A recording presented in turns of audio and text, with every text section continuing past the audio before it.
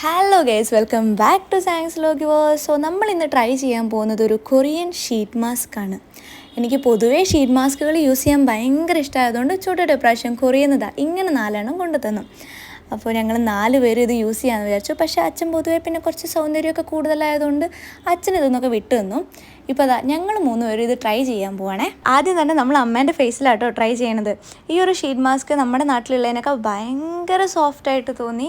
ഇതിങ്ങനെ ഫേസിൽ ഒട്ടിക്കുമ്പോൾ തന്നെ പെട്ടെന്ന് ട്രാൻസ്പെറൻ്റ് ആയി പോണ പോലെ ഭയങ്കര തിന്നായിരുന്നു. അതുപോലെ തന്നെ ഈ ഒരു ഷീറ്റ് മാസ്ക് ഉണ്ടാക്കിയത് ഐസ്ലാൻഡിക് ഗ്ലേഷ്യൽ വാട്ടർ വെച്ചിട്ടാണ്. -8 ഡിഗ്രി എന്നൊക്കെ അതിൽ എഴുതിയിട്ടുണ്ടായിരുന്നു. അവർ പറഞ്ഞ പോലെ തന്നെ നല്ല തണുപ്പുണ്ടായിരുന്നു കേട്ടോ. ഫേസിനും കണ്ണിനൊക്കെ ഭയങ്കര തണുപ്പായിരുന്നു. ഈ ഷീറ്റ് മാസ്ക് എപ്പോഴും ട്രൈ ചെയ്യുമ്പോൾ സ്വയം ഫേസിലിടുന്നതിനൊക്കെ കുറച്ചുകൂടി ബെറ്റർ ആയിരിക്കും വേറൊരാൾ നമ്മുടെ ഫേസിൽ ഇട്ട് തരുന്നത്. അങ്ങനെ ഞാൻ ചോട്ടുവേട്ടനെ ഫോഴ്സ് ചെയ്ത് എൻ്റെ ഫേസിൽ ഇടിപ്പിക്കാം കേട്ടോ. ചോട്ടുവേട്ടനാണെങ്കിൽ അതൊക്കെ തൊട്ടിട്ട് ഇങ്ങനെ ഒരുമാതിരി അളിവിളി ഫീലായിരുന്നു.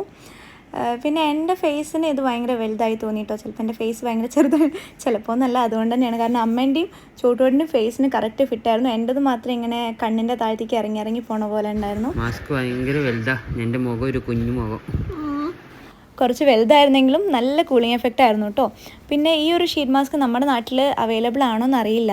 ചിലപ്പോൾ നേച്ചർ റിപ്പബ്ലിക്കിൻ്റെ വെബ്സൈറ്റിൽ അവൈലബിൾ ആയിരിക്കും, ഞാൻ ചെക്ക് ചെയ്തിട്ടില്ല. സോ അത്രയുള്ള ഇന്നത്തെ വീഡിയോ. അടുത്ത വീഡിയോ ആയിട്ട് വീണ്ടും കാണാം. അതുവരേക്കും ബൈ.